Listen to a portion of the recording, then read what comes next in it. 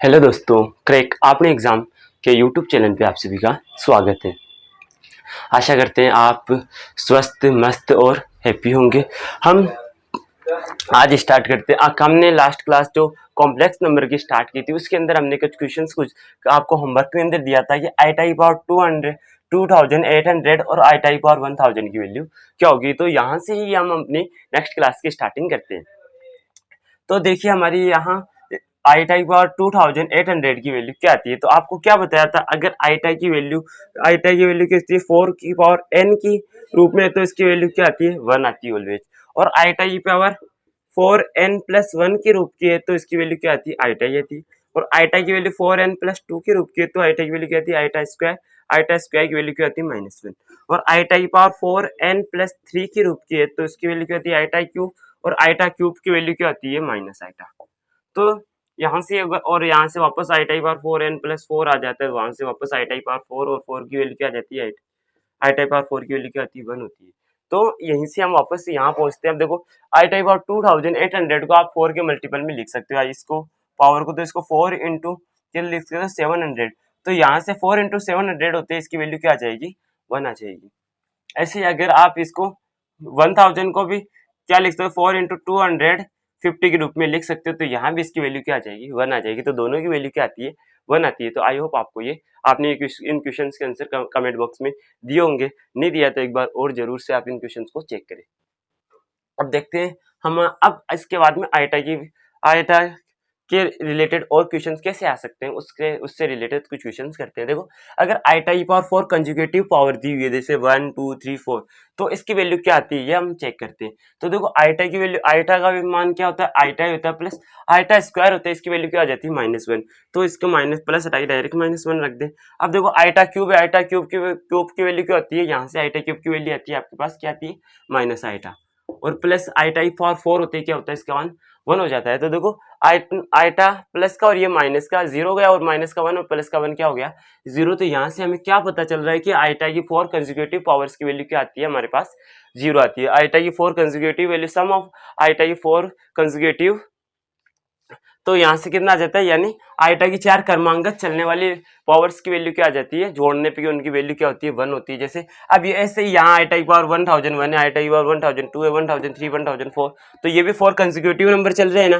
देखो 1001, 1002, 1003, 1004, तो यहाँ से भी हम डायरेक्टली इसकी वैल्यू क्या लिख सकते हैं 0 लिख सकते हैं। और ऐसे ही अगर ये हमें जनरल फॉर्म पता लग गई, जनरल फॉर्म क्या होती है कि I type 4n+1, 4n+2, 4n+3, 4n+4 है, तो इसकी वैल्यू भी क्या आ जाती है, यहाँ से हम डायरेक्टली इस जनरल फॉर्म में हम इसकी वैल्यू क्या बता देंगे 0 बता देंगे। तो इससे आपको directly in generally bar bar questions को याद करने की जरूरत नहीं है, इन जनरली ये फॉर्म याद रखो, जहां भी आपको ये फॉर्म दिखे उसकी वैल्यू डायरेक्टली क्या कर दोगे आप 0 रख लोगे। अब देखो आपके पास अगर यहाँ अगर आपने 0 दे दिया इसकी वैल्यू, अब यहाँ हमें कुछ भी यहाँ जैसे कि एक वैल्यू ना दे, तो उसकी पावर आप डायरेक्टली आपसे पूछा जाए कि उसकी पावर क्या हो सकती है, तो ऐसा क्वेश्चन भी बन सकता है। फॉर एग्जांपल हम यहाँ ये देख सकते हैं, जैसे आपको दिया हुआ है आईटा की पावर 28 प्लस आईटा की पावर 27 प्लस आईटा की पावर 26 और प्लस आईटा की पावर x, तो ये दिया हुआ और यहाँ आपको 0 दिया हुआ है। तो अब आप इस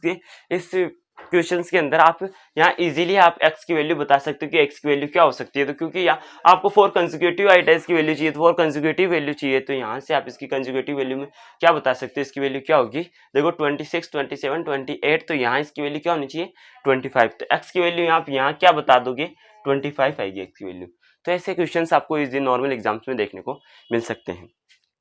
तो यहाँ हमने आईटा के पर जब बनने वाले जितने भी क्वेश्चन थे उनको हमने सोल्व किया। अब देखते हैं कॉम्प्लेक्स नंबर के बारे में और क्या है।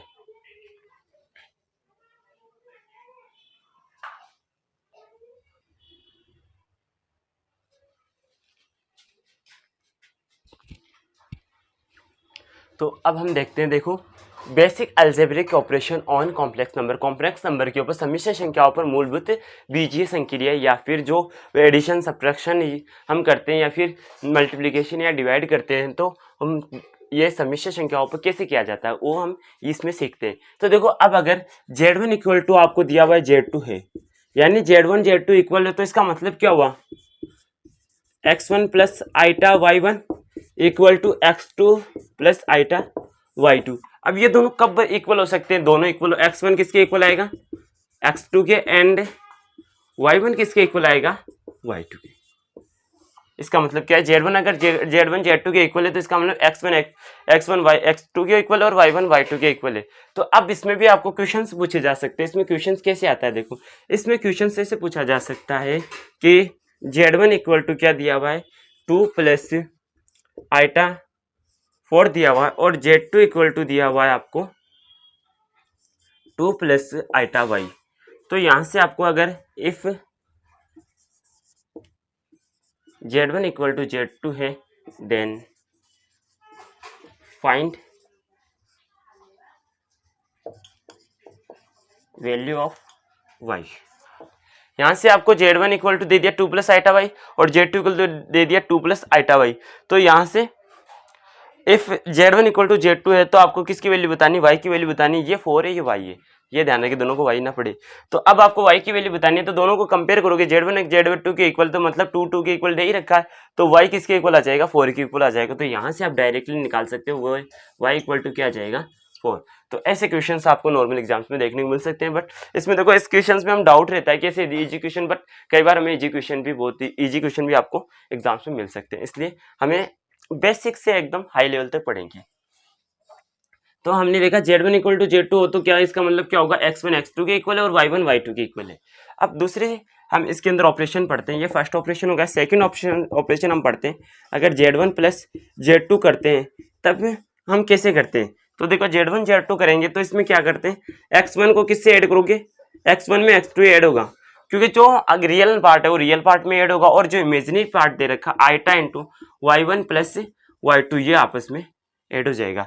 x1 प्लस x2 होगा और iota into y1 plus y2 हो जाएगा। फिर अब देखो सेकंड पार्ट है, ये कौन सा हमने देखा, एडिशन। अगर सब्ट्रैक्शन दिया हो z1 माइनस z2 कर रहे हो तब क्या आता है, तो इसमें भी सेम होगा, रियल पार्ट रियल पार्ट में माइनस होगा और इमेजिनरी पार्ट में से माइनस होगा। तो x1 माइनस x2 हो जाएगा और प्लस यहाँ iota into y1 minus y2 हो जाएगा।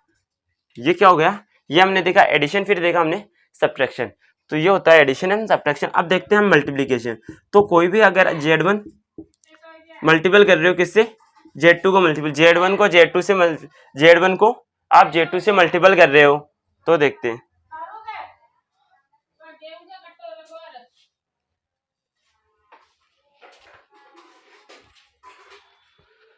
अब देखो आपको अगर z1 को z2 से मल्टीपल कर रहे हो तो यहाँ कैसे करते हो, z1 इंटू z1 को किससे मल्टीपल करोगे, z1 इंटू z2, तो x1 प्लस आइटा y1, इसको मल्टीपल किससे कर रहे हो, x2 प्लस आइटा y2। अब देखो इसको मल्टीपल करते हो तो पहले किससे, पूरे को किससे मल्टीपल करते हो, x1 से मल्टीपल करते हो, फिर इसको किससे करते हो, आइटा को y2 से मल्टीपल करते हो। तो हम इसका डायरेक्टली लिख सकते हैं कि डायरेक्टली क्या आएगा, देखो x को x1 से किया, x1 इंटू x2 डॉट का मतलब क्या होता है, मल्टीपल ही होता है। x1 को x2 से मल्टीपल किया, फिर आप क्या करोगे, y1, अब इसमें x1 को y1 y2 से करोगे तो आइटा आएगा, y1 को x2 से करोगे तब भी आइटा आएगा, लेकिन y1 को आप y2 से करोगे तो आइटा स्क्वायर आएगा। आइटा स्क्वायर का मान क्या होता है, -1। तो आप यहाँ डायरेक्टली क्या लिख सकते हो, माइनस y1 डॉट y2 लिख सकते हो। अब यहाँ प्लस आइटा y बाहर ले लो, x1 इंटू y2 प्लस ऐसे ही y1 को किससे मल्टीपल कर लोगे आप, y1 इंटू x2। ये होता है मल्टीपल। z1 z2 को आप डायरेक्टली मल्टीपल करो तो कभी भी किसी भी नंबर, तो पहले x1 को x2 से मल्टीपल, यानी रियल पार्ट को रियल पार्ट से मल्टीपल करो, फिर माइनस इमेजिनरी पार्ट को इमेजिनरी पार्ट से मल्टीपल करो, प्लस आइटा बाहर रखोगे और फिर क्या करोगे, रियल पार्ट को इमेजिनरी पार्ट से, इमेजिनरी पार्ट कौन सा लेना है, सेकंड y2 लेना है, और यहाँ इमेजिनरी पार्ट इंटू x2 कौन सा, रियल पार्ट x2 लेना है और इमेजिनरी पार्ट फर्स्ट वाला लेना है। तो ऐसे आप मल्टीपल इजीली कर सकते हो। इसका एग्जांपल एक एग्जांपल करते हैं, उससे आपको इजीली समझ में आ जाएगा। तो पहले हम इसको इरेज करते हैं, आप उतार रहे हो तो एक बार साथ साथ उतार लीजिए, हम इरेज करते हैं इसको। अब आगे देखो,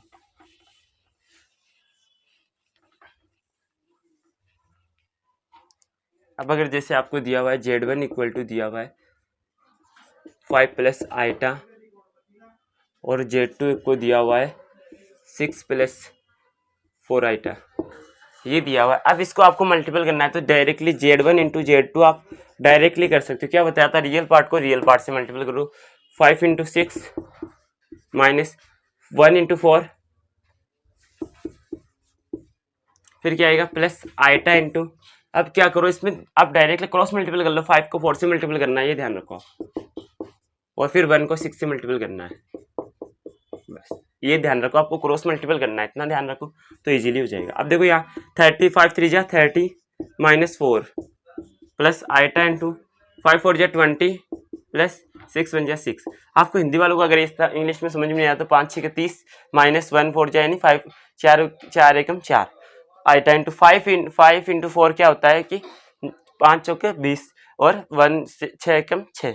तो यहाँ से अब देखो इसको डायरेक्टली साथ में लिखोगे तो देखो 30 में से 4 माइनस होगा तो क्या आएगा 26 प्लस 20 और 26 क्या हो जाएगा, 20 और 6 क्या आ जाएगा 26 आइटा आ जाएगा। अब देखो ये कोइंसिडेंटली हमारे दोनों जो रियल पार्ट और इमेजिनरी पार्ट सेम से बन रहे हैं, तो यहाँ से क्या कर सकते हो आप 26 इसमें से कॉमन ले लोगे तो यहाँ क्या बचेगा 1 प्लस आइटा। तो आई होप आपको ये देखो मल्टीप्लिकेशन इजीली समझ में आ गया होगा। अगर कॉम्प्लेक्स नंबर को आप मल्टीपल करते हो तो कैसे आप मल्टीपल कर सकते हो। अब हम इसका जो नेक्स्ट पार्ट है, जो डिवाइड वाला पार्ट है, उसको समझते हैं। ये नीचे वाला इरेज कर देते हैं।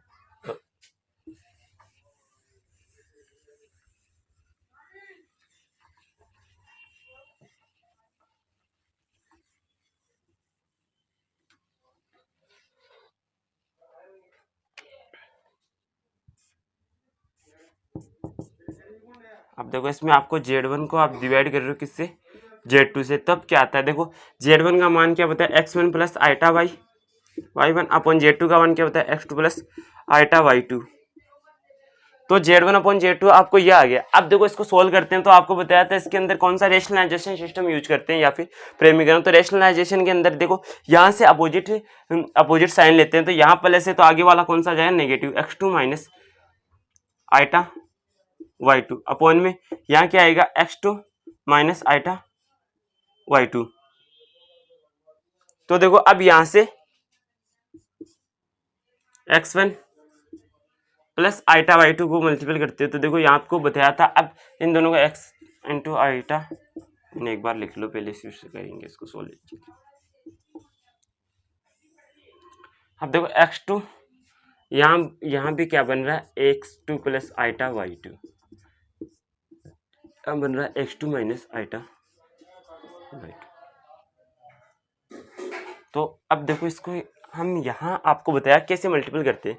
देखो अब यहाँ दे रखा है x1 को किससे करेंगे, x2 से मल्टीपल करेंगे, x1 को x2 से मल्टीपल कर दिया। अब क्या आता है माइनस आपको यहाँ देखो y1 को किससे मल्टीपल करोगे, y2 यहाँ माइनस माइनस प्लस हो जाएगा, प्लस होके फिर से क्या आ जाएगा माइनस आ जाएगा। यहाँ तो प्लस ऑलरेडी माइनस क्यों निकालने, यहाँ देखो माइनस आएगा, माइनस वाल आके यहाँ आइटा स्क्वायर आएगा, आइटा स्क्वायर की वैल्यू क्या आती है -1, तो यहाँ से माइनस माइनस क्या हो जाएगा, यहाँ आपके पास प्लस आ जाएगा y1 y2, यहाँ क्या आ जाएगा प्लस आ जाएगा। प्लस क्यों आ गया, क्योंकि यहाँ हमारे पास ऑलरेडी एक्स्ट्रा माइनस है, यहाँ हमारे माइनस यहाँ प्लस होता है तब क्या आता है यहाँ माइनस आता है, लेकिन यहाँ एक माइनस आ गया तो माइनस माइनस क्या हो जाएगा प्लस हो जाएगा, ये आ गया। अब यहाँ दूसरा हमने क्या देखा था प्लस, अब देखो यहाँ प्लस की जगह क्या आ जाएगा, क्यों माइनस आ जाएगा, माइनस यहाँ प्लस ही रख लो, यहाँ आइटा इंटू, अब देखो क्रॉस मल्टीपल करना है, x1 को किससे करो, x1 को बाद में करना, पहले y1 को x2 से कर लो। अब क्यों किया, क्योंकि यहाँ माइनस साइन है, इस वजह से हमने पहले बाद में किया इसको। अब देखो माइनस y2 को x1 से करना है तो x1 y2 आ जाएगा, ये हो गया मल्टीपल। अब देखो आपको एक थ्योरम पता हो तो जैसे a माइनस बी, ये अलजेब्रिक आइडेंटिटी होती है, a minus B into A plus b, तो इसका मान क्या होता है ए square minus b square. A plus b या ए माइनस बी दोनों में से किसी यहाँ प्लस साइन का कोई इफेक्ट नहीं पड़ता, माइनस पहले हो या बाद में हो, तो ए माइनस बी या ए minus B into A plus B equal to क्या होता है ए स्क्वायर माइनस से बी स्क्वायर। तो यहाँ से ये फॉर्मूला इसमें यूज करो, x2 यहाँ पे देखो ए x2 y2 सेम वैल्यू आ रही, तो यहाँ से x2 का स्क्वायर माइनस, यहाँ से देखो अब यहाँ माइनस आएगा प्लस आएगा, ये भी सोचने वाली बात है। क्यों सोचने वाली बात है, देखो हाँ यहाँ हम फॉर्मूले से माइनस ही लगाते हैं पहले, फिर यहाँ आइटा y2 का स्क्वायर कर देते हैं। अब देखो यहाँ आइटा भी, यहाँ हमारे पास इतना स्पेस नहीं था इसलिए इसको इरेज करके लिखना पड़ेगा हमको। देखो अब यहाँ x2 का स्क्वायर माइनस आइटा स्क्वायर, तो यहाँ क्या आता है यहाँ आईटा स्क्वायर की वैल्यू क्या आती है -1, तो माइनस पहले से देगा तो माइनस माइनस क्या हो जाएगा प्लस हो जाएगा। इसलिए यहाँ में समझाने के लिए आपको यहाँ से x2 square plus y2 square आ जाएगा। अब देखो यहाँ अगर आपको x आईटा की वैल्यू और ये नॉन आईटा की वैल्यू अलग अलग लिखनी है तो यहाँ इसको डिवाइड में लिख सकते हो ऐसे। एक मिनट ये ऊपर वाला इरेज कर देते हैं।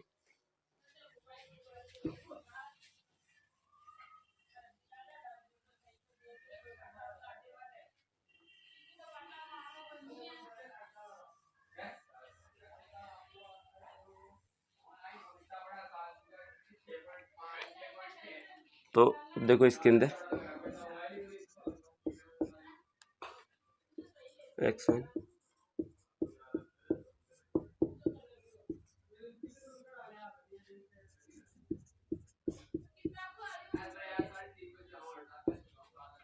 आईटा into y1 x2 minus x1 y2 upon में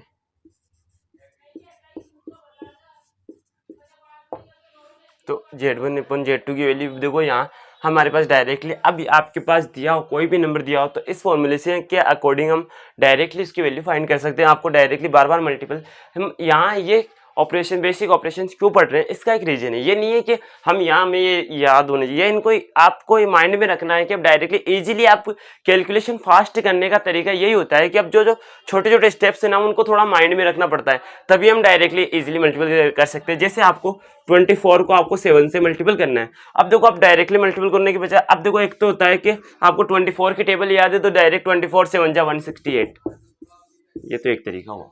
आपने डायरेक्टली टेबल याद दे दिया माइंड में, डायरेक्टली आपको कैलकुलेशन करने की जरूरत नहीं पड़ी। अब ये कैलकुलेशन भी नहीं किया तो मान लो अब जैसे कि इसको इससे अब इसको याद ना हो तो फिर क्या करें। अब देखो 7 को अब दोनों की टेबल 7 टाइम बोलो 14 और ये 28। अब क्या करोगे देखो अब इसको मल्टीपल करने का क्या होता है, यहाँ 8 2 और 4 6 168 ऐसे भी एक मल्टीपल का तरीका है। तो यहाँ थोड़े छोटे छोटे ट्रिक हमें माइंड में रखनी पड़ती है जिससे हम कैलकुलेशन को फास्ट कर सके और क्वेश्चंस को इजीली सोल्व कर सके। बस ये इसलिए हम इन चीज़ों को पढ़ रहे हैं कि हमारे पास कि इन चीज़ों को हमारे माइंड में रहे तो हम इजीली क्वेश्चंस को सोल्व कर सके। अब देखो हमारे पास Z1 इक्वल टू क्या दिया हो 2 + 3 आईटा और Z2 आपको दे रखा है 4 + 5 आईटा, ये दिया हुआ है। तब आप इनकी वैल्यू कैसे फाइंड करोगे, तो अब आपको Z1/Z2 निकालना है।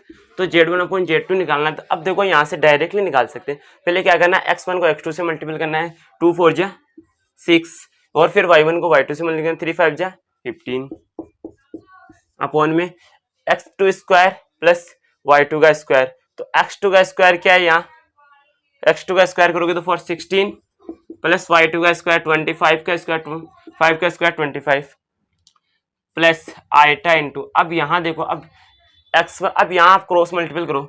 y1 क्या है, y1 यही है ना, ये y1 को 4 से मल्टीपल करो 4 3 जा 12 है। अब यहाँ क्रॉस मल्टीपल करना है 5 2 5 जा 10 अपॉन में, अब यहाँ से अपॉन में वापस यही नंबर आएगा 16 प्लस 25। तो अब इसको आगे और सोल्व करते हैं। अब देखो Z/Z1/Z2 इक्वल टू क्या हो गया, यहाँ से 6 + 15 21 अपॉन में 16 + 25 क्या आ जाएगा 41 और यहाँ देखो अब आईटा 12 में से 10 जाएगा क्या बचेगा 2 अपॉन में 41। तो ये इजीली सोल्व हो गया।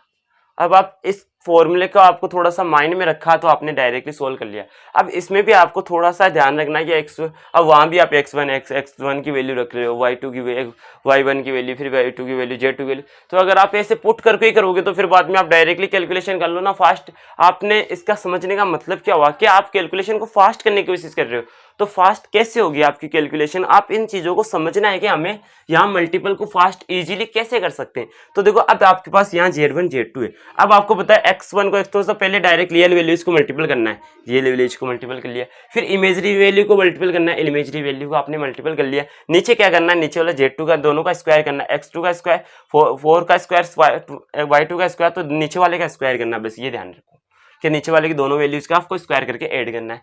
फिर आपको प्लस लगा के पहले किसको मल्टीपल करना है, यहाँ से y2 को x1 से मल्टीपल y1 को x2 से मल्टीपल करना है। किससे? y1 को x2 से मल्टीपल करना है, यानी पहले वाले में y आइटा वाली वैल्यू लेनी है, दूसरे वाले में विदाउट आइटा वाली वैल्यू से मल्टीपल करना है। तो यहाँ से इमेजिनरी और रियल वैल्यू को मल्टीपल कर लिया, फिर बाद में आप सेकेंडरी ये क्रॉस मल्टीपल कर लो आप, फिर बाद में नीचे वही आ जाता है x2 का स्क्वायर प्लस y2 का स्क्वायर। तो यहाँ से इजीली ये सॉल्व हो गया बस।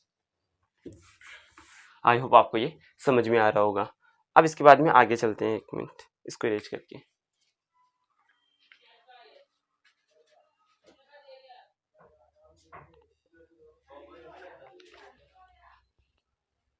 अब करना है हमें 1/z। तो यहाँ पहले कंडीशन क्या है कि z1 नॉट इक्वल टू 0। ऐसे जो लास्ट कंडीशन देखी थी हमने z1/z2 किया था, उसमें भी हमें ये और हमेशा ध्यान रखना है कि कभी भी जो z2 है को कभी भी 0 नहीं लेना है, z2 को कभी भी 0 नहीं लोगे। यहाँ भी z1 को कभी भी आपको 0 नहीं लेना। 0 लेने की कंडीशन जब देखो, कभी अगर आप सोचते हो कि कभी भी जब यहाँ जैसे रेशनल नंबर की बात आ जाती है तो हम क्या बोलते हैं p/q, और p और q किस में से होते हैं?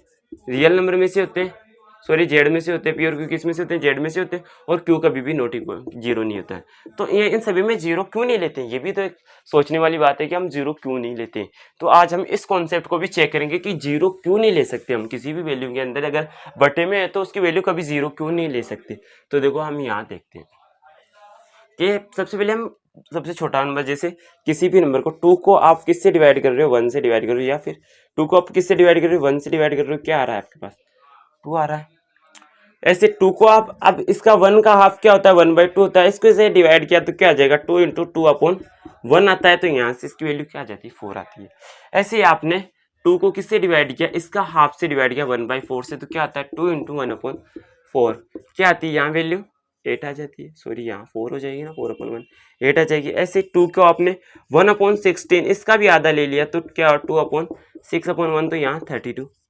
ऐसे ही आप चलते जाते हो। अगर आप इसका भी नहीं समझ में आया तो आपने छोटी सी वैल्यू ली 0.1, 1 से बहुत छोटी है 0.1, तो इसको डिवाइड किया तो 0.1 का मतलब क्या होता है? 1/10 होता है। तो यहाँ से इसकी वैल्यू क्या आ गई? 10 आ गई। अब इससे भी और छोटी वैल्यू ले लो आप, 1/100 ले लिया तो इसकी वैल्यू क्या आती है? 100 आती है।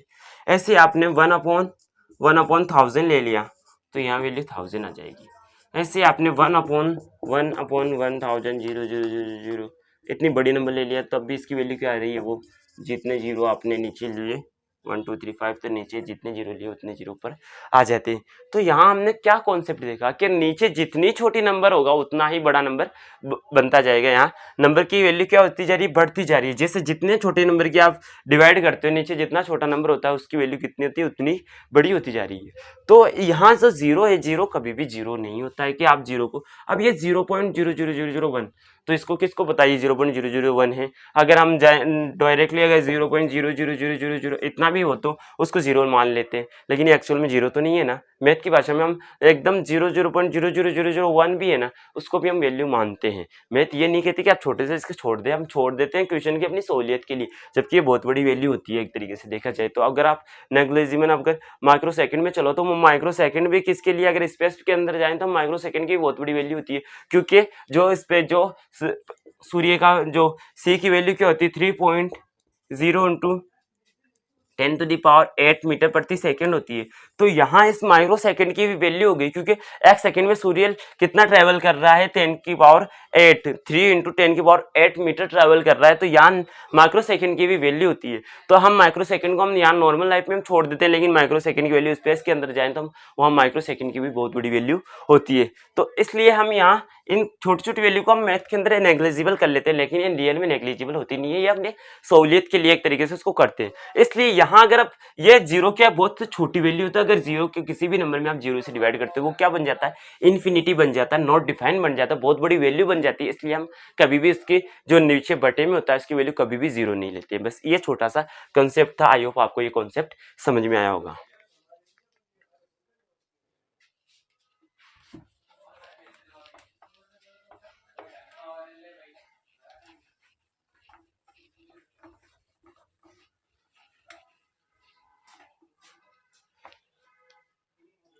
अब देखो यहाँ 1/z इक्वल तो यहाँ ले लेते हैं हम x प्लस आइटा वाई, क्योंकि z है तो डायरेक्ट x प्लस वाई ले सकते हैं। तो देखो अब इसको क्या करते हैं? x प्लस आइटा वाई, तो यहाँ आपको बताया था कि यहाँ बटे में, तो इसको सोल्व करने के लिए क्या करते हैं, रेशनलाइजेशन करते हैं। रेशनलाइजेशन या हिंदी में जिसे क्या बोलते हैं, प्रेमीकरण बोलते हैं। तो देखो x प्लस आइटा वाई है, तो इसको क्या करोगे, ऊपर नीचे क्या करो, यहाँ से अपोजिट साइन लेते हैं, यहाँ प्लस है तो यहाँ पर किससे मल्टीपल कर देंगे, माइनस साइन से मल्टीपल कर देंगे, यहाँ पे क्या आ जाएगा, x माइनस आइटा वाई हो जाएगा। अब x ऊपर वाली वैल्यू को ऐसे कैसा ही रहने दो, x plus x minus iota y रहने दो। अब यहाँ देखो फिर से आपको बताया था कि कभी कभी मल्टीपल करते हैं तो क्या करते हैं, रियल पार्ट को रियल पार्ट से, तो x को x से करेंगे तो एक्स स्क्वायर प्लस वापस किससे, इमेजिनरी पार्ट को इमेजिनरी पार्ट से। अगर यहाँ माइनस ना होता तो माइनस साइन आता, लेकिन यहाँ माइनस साइन आएगा तो क्या साइन आएगा, प्लस का साइन आ जाएगा, प्लस वाई स्क्वायर।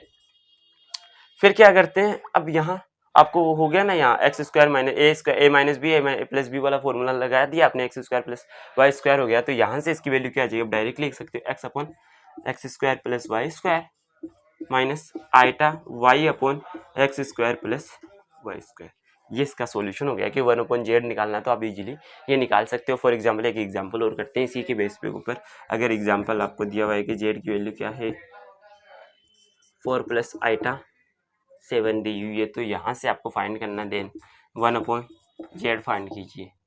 तब क्या करते हो, अब 1/z फाइंड करते हैं तो 1/z की वैल्यू क्या आती है, तो देखो इसको भी अब क्या करोगे, 4 प्लस 1/z आपको डायरेक्टली निकालना है। आपको बता दिया ये क्या आ जाता है, ऊपर आ जाता है, 4 ऊपर आएगा, अपॉन में क्या करते हैं, 4 का स्क्वायर 16, 27 का स्क्वायर 49, 16 प्लस 49, फिर क्या आता है माइनस साइन आइटा, अपॉन में क्या आता है 7, और फिर क्या करते हैं, यही 16 प्लस 49 आ जाएगा।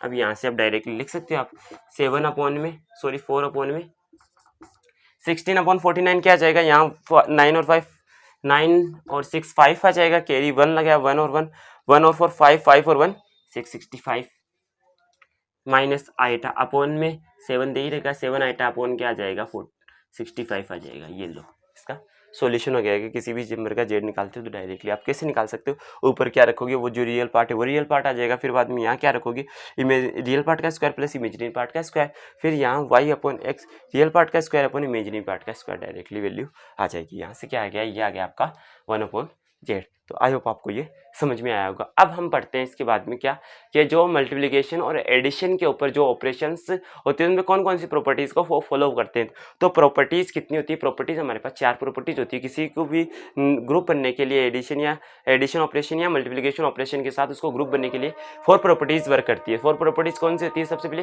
जैसे कम्यूटेटिव प्रॉपर्टी, फिर बाद में कम्यूटेटिव के बाद में कौन सी प्रॉपर्टी थी, ऐसे सबसे पहले क्लोजर प्रॉपर्टी, क्लोजर प्रॉपर्टी के बाद में हम कम्यूटेटिव देखते हैं, कम्यूटेटिव के बाद में एसोसिएटिव प्रॉपर्टी देखते हैं, एसोसिएटिव के बाद में आइडेंटिटी प्रॉपर्टी देखते हैं, आइडेंटिटी के बाद में हम इसके बाद में direct associative identity distributive property देखते हैं, हम इसको ये 4 प्रॉपर्टीज हम देखते हैं। तो ये हम ये प्रॉपर्टीज वाला चैप्टर है जो नेक्स्ट क्लास के अंदर पढ़ेंगे। यहाँ आपको कुछ क्वेश्चंस दे देता हूँ होमवर्क के अंदर, वो क्वेश्चंस आपको सोल्व करना है। होमवर्क में अंदर आपको यहाँ बताना है 1/, यहाँ अगर z इक्वल टू दिया वो 7 प्लस आइटा 4 दिया हुआ है तो आपको बताना 1/z की वैल्यू बतानी है क्या आएगा। ऐसे ही आपको z1 इक्वल टू दिया हुआ है 6 प्लस 7 आइटा, और z2 आपको दिया हुआ है 3 माइनस 4 आइटा, तो आपको बताना है यहाँ से z1/z2 क्या आएगा, और साथ ही z2 अपॉन z1 क्या आएगा, दोनों की वैल्यू आपको बतानी है। तो आपको होमवर्क के अंदर इन क्वेश्चंस का आंसर आपको कमेंट बॉक्स में जरूर से डालना है। और हमारे ऐसे एक जैसे कि आप 10th 12th या फिर कंपटीशन एग्जाम्स में जहाँ मैथ आती है, साथ ही हम आने वाले टाइम्स के अंदर अदर जो कम्पिटिटिव एग्जाम्स हैं उनकी बैचेस भी स्टार्ट करेंगे। तो आपको किसी भी एग्जाम्स की तैयारी करनी है तो इस चैनल को जरूर सब्सक्राइब करें, शेयर करें, लाइक करें। थैंक यू दोस्तों।